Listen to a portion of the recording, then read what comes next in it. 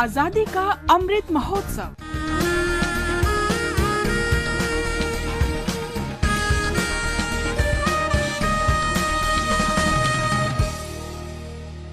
Azadi ka Safar with AIR News. Birth of a Nation.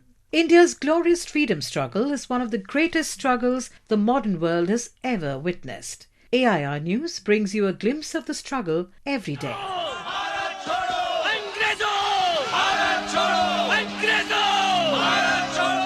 On 8th August 1942, the Quit India movement was launched at the Bombay session of the All India Congress Committee by Mahatma Gandhi, demanding an end to British rule in India.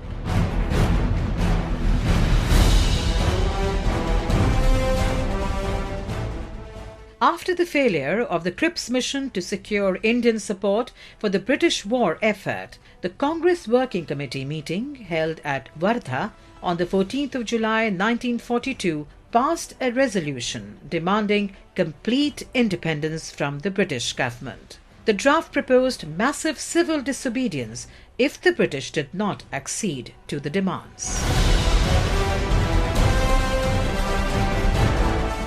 On the 8th of August 1942, Mahatma Gandhi made a call to do or die in his Quit India speech delivered in Bombay at the Gowalia Tank Maidan. The All India Congress Committee launched a mass protest demanding what Gandhiji called an orderly British withdrawal from India. Soon, almost the entire leadership of the Indian National Congress was imprisoned without trial within hours of Gandhiji's speech.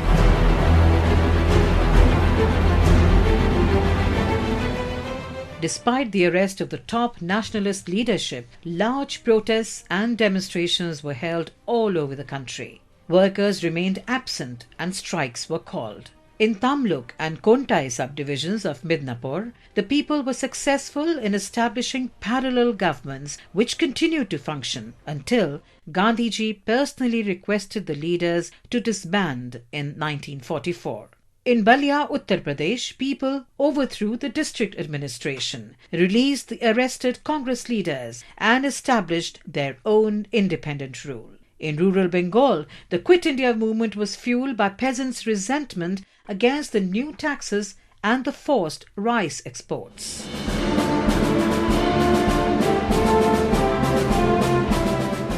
The British government came down heavily upon the people. It arrested over 10,000 people. The movement was successful in making the British realize that India was ungovernable in the long run, and the question for the post-war era became how to exit gracefully and peacefully, leading to India's independence on the 15th of August 1947.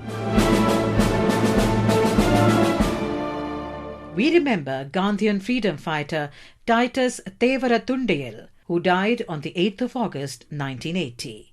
A trusted friend of Gandhiji, he was one of the 78 marchers selected by Mahatma Gandhi to take part in the 1930 Dandi March.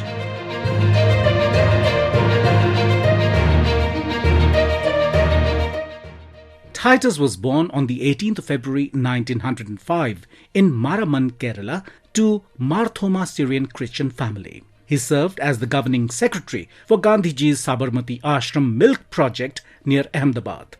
Gandhiji gave him the honorific of Titus Ji. On the 15th of March 1925, Mahatma Gandhi visited Titus Ji's house in Maraman on his way to Aranamuya. This was considered one of the greatest events in central Travancore.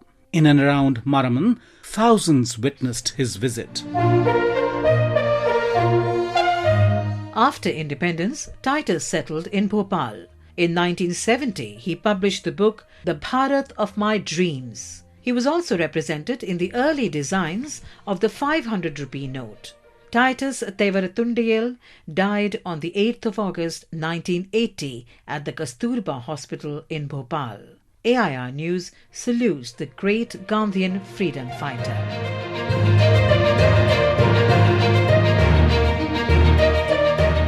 We also remember the martyr Krishna Kumar, a resident of district Mainpuri, Uttar Pradesh. The 14-year-old took part in the Quit India movement as a school student and received severe bullet wounds in the police firing at a protest rally he joined at Bevar on the 8th of August 1942. Krishna Kumar died on the spot along with 2 other protesters. The Amar Shahid School at Mainpuri was later established to commemorate their martyrdom. AIR News salutes the brave sons of the soil.